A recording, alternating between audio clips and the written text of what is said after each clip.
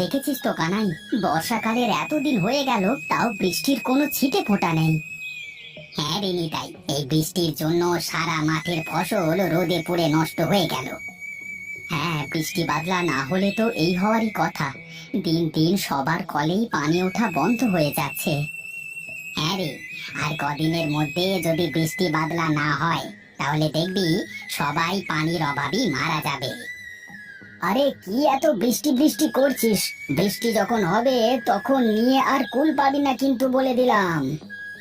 হ্যাঁ, হোক হোক, কত বৃষ্টি আকাশে আছে দেখি। বৃষ্টি যত ইচ্ছে তত হোক, তাতে আমাদের কি? বৃষ্টি যতই হয় ততই ভালো, নাকি বলিস কানাই? হ্যাঁ রে, নিতাই তো ঠিকই বলে। অত ভালো ভালো না রে, দেখিস বেশি চাইতে গিয়ে আবার ডুবে যাস নে। তাহলে থাকো গোপালদা, এখন তাহলে উঠি, আবার পরে আসবো, কেমন? হ্যাঁ হ্যাঁ, যা, ঠিক আছে। আর শোন, এ মাসের বাকিটা শোধ করে দিয়ে যাস। ঠিক আছে, দেবো নে।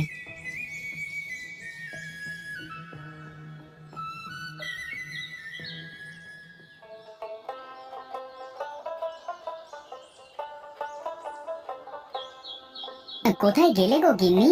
বাড়িতে কি আছো? হ্যাঁ, আছি আছি। কি হয়েছে তাই তো বলবা। কই, কিছু না তো। তাহলে আবার এত ডাকাডাকি কি আছে? তোমাকে ডাকছিলাম খাবারটা দেওয়ার জন্য। তা কি খাবার দাবার রেঁধেছো? কোত্থেকে আর খাবার রাঁধবো? বাড়িতে এক ফোঁটাও জল নেই। সেই রতনদার বাড়ি থেকে কি জল টেনে এনে রান্না করা যায়? তাও কোনো মতে রান্নাটা করেছি। যাও, তুমি গিয়ে এবার খাবার জলটা নিয়ে আসো। এই কথাটা প্রথমে বললেই তো পারো, এত ঘুরিয়ে পেঁচিয়ে বলবার কি দরকার আছে? দাও, ঘড়াটা দাও।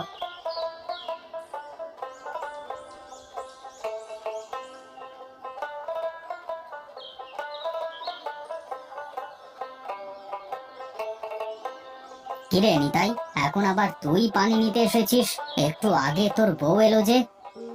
কেন রতনদা, আমি এলে কি কোনো সমস্যা? না রে, কোনো সমস্যা নেই। আয় আয়। আমি ভাবছি পানি যদি অল্প কিছু টাকায় বিক্রি করা হয় তাহলে মন্দ হয় না, কি বলিস?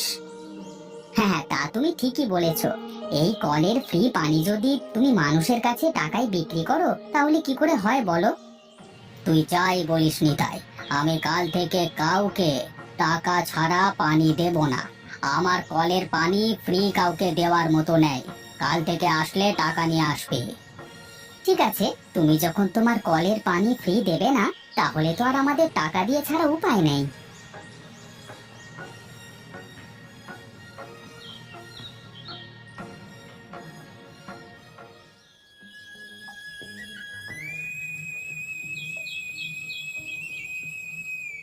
বুঝলে গিন্নি, কাল থেকে রতনের বাড়িতে পানি আনতে গেলে হাতে 1-2 টাকা নিয়ে যেও, কেমন?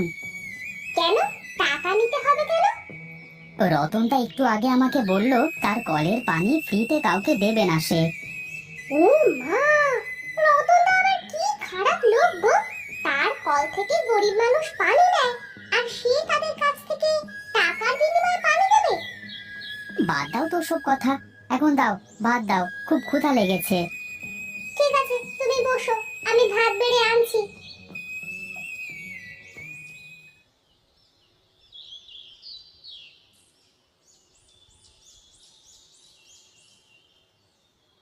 এই যে বুড়িমা, এখানে কি চাই তোমার? বাবা, তোমার বাড়িতে বলে পানি আছে? এই গরমে তাপে পিপাসার জ্বালায় আর বাঁচি না। যদি একটু পানি দিতে তাহলে খেয়ে বাঁচতাম। তা দাও, তুমি টাকা বের করো।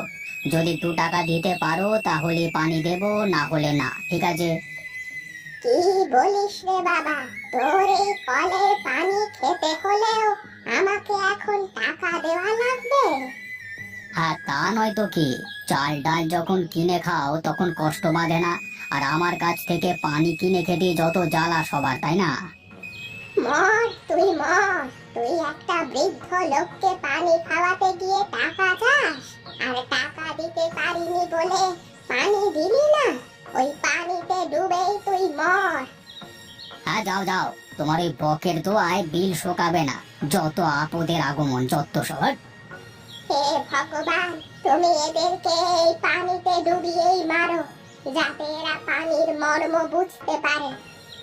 এই বুড়ি, যা তো এখান থেকে, তাড়াতাড়ি যা বলছি, যা।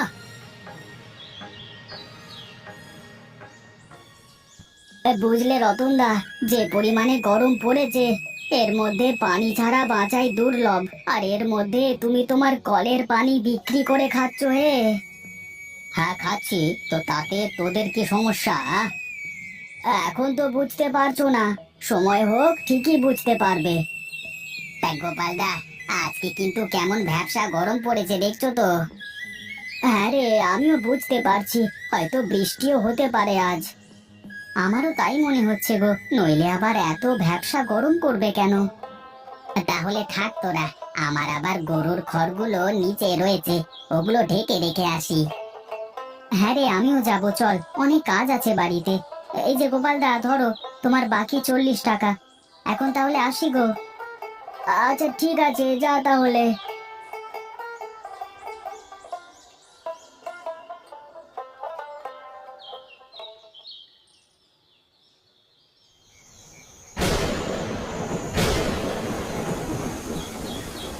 হ্যাঁ, কি শান্তি! কতদিন পরে এমন শান্তির বৃষ্টি হচ্ছে। হ্যাঁ গো, ঠিকই বলেছো। দেখো, কাল থেকে কলে পানি ওঠা শুরু করবে। হ্যাঁ গিন্নি, কাল থেকে আর ওই রতনের কলে যাওয়া লাগবে না। হ্যাঁ, তা না হয় বুঝলাম, কিন্তু কাল যদি এত বৃষ্টি হয়, তাহলে তুমি কাজে যাবে কিভাবে? পাগল নাকি? বৃষ্টি কি সব সময় হয় নাকি? বৃষ্টির ভাব দেখেছো? মনে তো হয় না যে এত সহজে থামবে। যা হয় পরে দেখা যাবে, এখন ঘুমাও তো।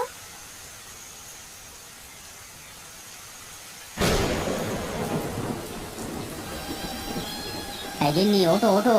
এই দেখো বৃষ্টিতে কি হয়েছে, পানিতে বারান্দা পর্যন্ত ডুবে গেছে। হ্যাঁ, কি বলো? ওমা, তাই তো। এবার আমাদের কি হবে? এই গ্রামে সবচেয়ে নিচু বাড়ি আমাদের। গ্রামে যদি বন্যা হয়, তাহলে তো সবার প্রথমে আমাদের বাড়ি ডুববে। রাম রাম রাম রাম, তার মানে ওই বুড়ির বদদোয়া লেগে গেছে আমাদের। বুড়ির বদদোয়া মানে?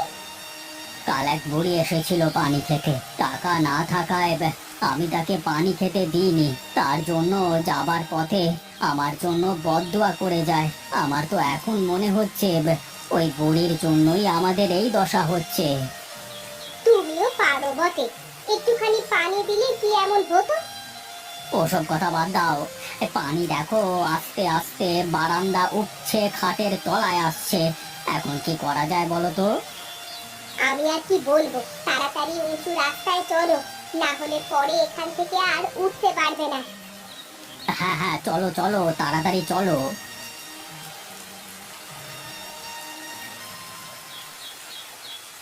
কোথায় গেলে গো গিন্নি? এই দেখো, পানি বেড়ে সমান হয়ে গেছে। আমাদের বাড়ি একটু উঁচু জায়গায় বলে অতটা পানি ওঠেনি। ওই দেখো, ওদিকে রতনের বাড়ি হয়তো ডুবে গেছে। হ্যাঁ, তাই তো দেখছি। ঠিকই হয়েছে, ওরা মানুষের কাছ থেকে পানি বিক্রি করে খাচ্ছিল, এখন আরো পানি বিক্রি করতে পারবে। থাক গিন্নি, এমন কথা বলে না। বাড়িতেও কিছু নেই, ভাবলাম আজকে তোমাকে বাজারে পাঠাবো, কিন্তু বাইরের যা অবস্থা, বাজার তো দূরের কথা, রাস্তায় যাওয়াও দুষ্কর। তাহলে এখন খাবো কি? দাঁড়াও, এই বন্যায় খাবারের অভাব হয় না। আবার এদিকে হাওরের মাছ উঠবে রাস্তায়, দেখি জালটা নিয়ে গিয়ে দেখি কিছু পাওয়া যায় নাকি। ঠিক আছে, সাবধানে যেও।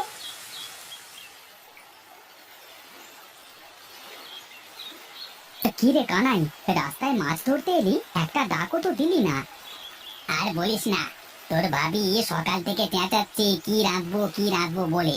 এই জন্যই তো তাড়াতাড়ি করে রাস্তাতে মাছ ধরা শুরু করেছি। তা কি কিছু পেয়েছিস? ধুর পাগল, জালটা আগে ফেলে দেখি তো, তারপরে বল। হ্যাঁ হ্যাঁ, দাঁড়া ফেলছি।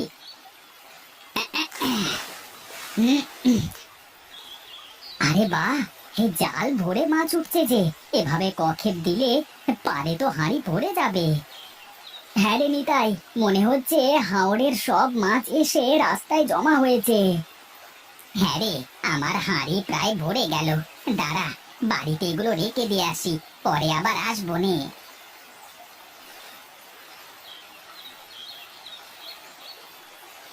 তা যাক, তোদের রতনের কি অবস্থা বল? ওর বাড়ি তো সবচেয়ে নিচু জায়গায়। ওর কথা আর বলিস না রে, ওর বাড়ি ঘর সব ডুবে গেছে। এখন ওই জায়গায় রাস্তার কোণে দুজন বসে আছে। হ্যাঁ রে, একদম ঠিক হয়েছে ওদের।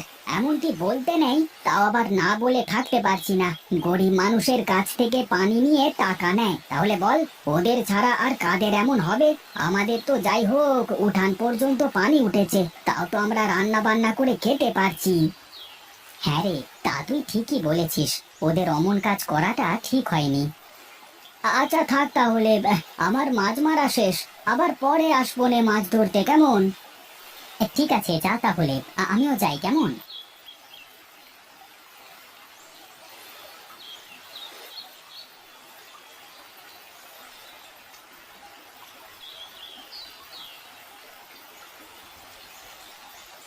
ওমা, এই কত মাছ!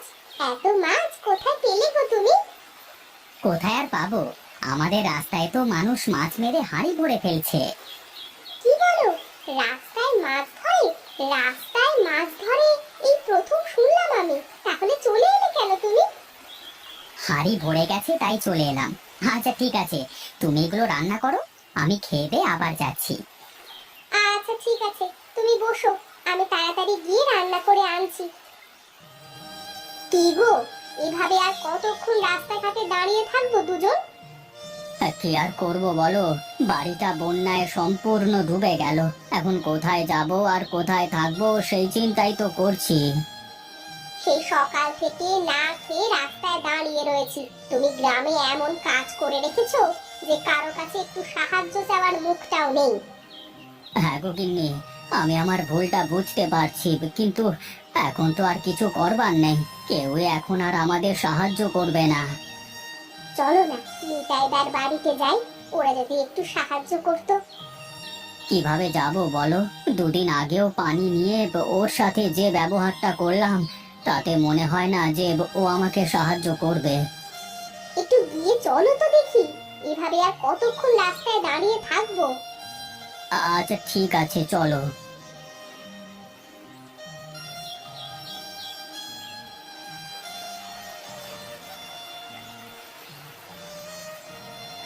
কিরে নিতাই, বসে বসে কি করিস? এই যে রতনদা, কিছু না গো, এমনিতেই বসে রয়েছি, গেনির সাথে বসে গল্প করছি। তা তোমরা এখানে? অনেক বিপদে পড়ে তোর কাছে এলাম রে। তুই তো জানিসই আমাদের বাড়ি অনেক নিচু জায়গায়, বাড়ি ঘর ডুবে বউকে নিয়ে রাস্তায় দাঁড়িয়েছিলাম। এভাবে কতক্ষণ আর রাস্তায় দাঁড়িয়ে থাকা যায় বল? তাও আবার সকাল থেকে কিচ্ছুটি খাইনি। কি বলো না তোমরা, এতক্ষণ রাস্তায় দাঁড়িয়েছিলে? আমরা তোমার প্রতিবেশী না? এসো বৌদি, দুজনে উঠে এসে এখানে বসো। হ্যাঁ রতনদা, পানিতে আর দাঁড়িয়ে থেকো না, উঠে এসে বসো। দিদি, যাও গিয়ে আর একটু বটি নিয়ে আসো, দুজনে মিলে মাছগুলো কুটে ফেলি। আচ্ছা ঠিক আছে বৌদি, আনছি।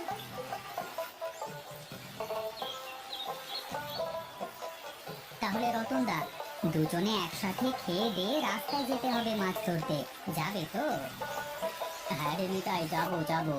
আমি তোদের সাথে এমন ব্যবহার করবার পরেও তোরা যে আমাকে সাহায্য করবি তা আমি ভাবতেই পারিনি। আমাকে মাফ করে দিস। কি যে বলো রতনদা, কথায় আছে না, মানুষ মানুষের জন্য